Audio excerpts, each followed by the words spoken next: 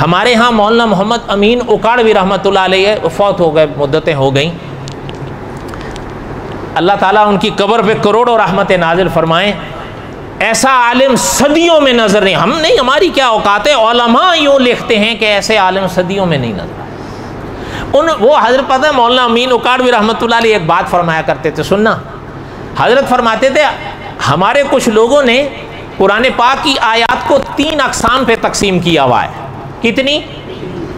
ہمارے کچھ لوگوں نے کلام پاک کی آیات کو 3 اقسام پہ تقسیم کیا ہوا ہے۔ ایک کلام پاک کی وہ آیات ہیں جن میں حکم ہے نماز ادا کرو، روزہ رکھو، جہاد کرو، زکوٰۃ دو، سچوں کا ساتھ دو، وہ سمجھے میں یہ ساری صحابہ کے لیے، کن کے لیے تھی؟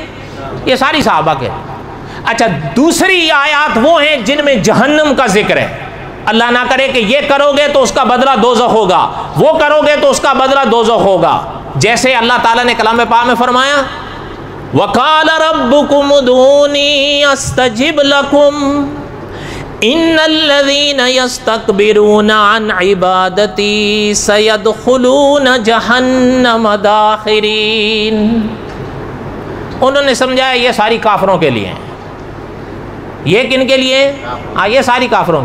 اچھا، حضرت فرماتے تیسری وہ آیتیں انہوں نے تقسیم کی ہوئی ہیں جن میں جنت کا ذکر ہے، وَلِمَنْ خَافَ مَقَامَ رَبِّهِ جَنَّتَانِ، انہوں نے سمجھا یہ ساری ہمارے لیے۔ محترم صحیح فرماتے تھے غلط فرماتے تھے؟ سچ بتاؤ آپ اور میں بھی انہی میں نہیں ہیں؟ انہی میں ہیں کہ جن آیات میں احکامات ہیں نماز ادا کرو، زکوٰۃ ادا کرو، صدقات دو، حج کرو، روزے رکھو، ہم نے کہا وہ ساری صحابہ کے لیے۔